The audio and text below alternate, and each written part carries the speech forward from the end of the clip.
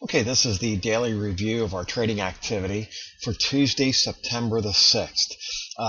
These days, these trading days in this market have been extremely volatile, and I have actually reduced my participation by one half.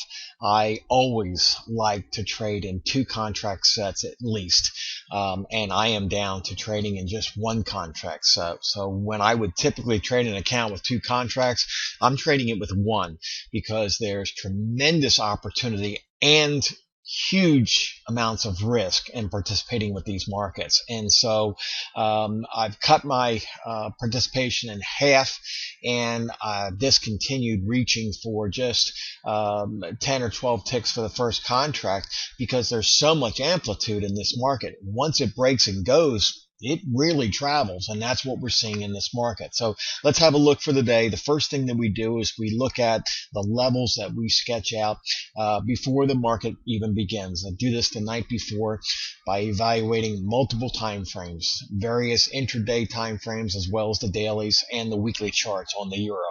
I look at the futures and I look at the cash as well. I record double bottoms and double tops. I calculate extensions and retracements. I look at the floor pivot levels that this market has paid attention to during the last week. I catalog all these things, index them, and on a percentile basis, I sort out the ones that had the greatest preponderance, and I chart those. And that's what you see marked on the screen here.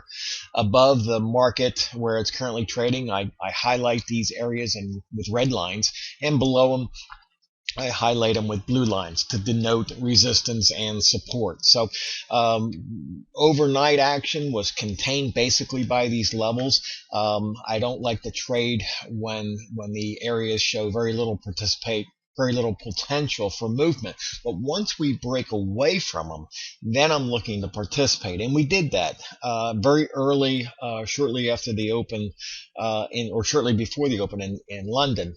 Got long here at 345, 350 Eastern.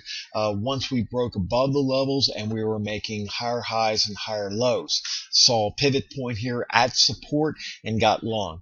And here we have the areas of interest for resistance, and we blew right through these levels. If I'm long here, I've got my break-even stop plus some. As we approach these levels, I look for some indication that we're going to slow down, and we were going so fast and so furious through these levels that we did hang on to the third tier.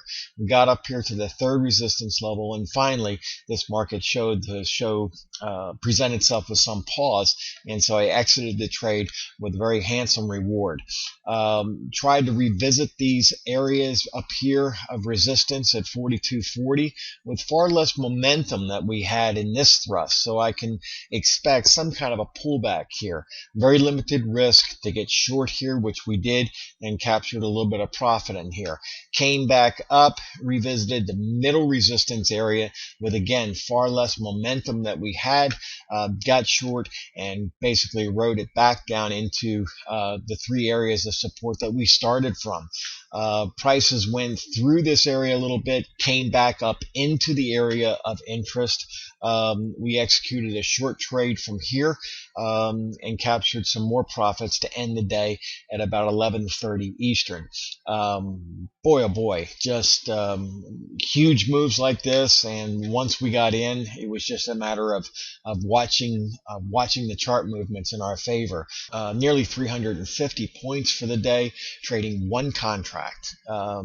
Boy, these are days you live for sure.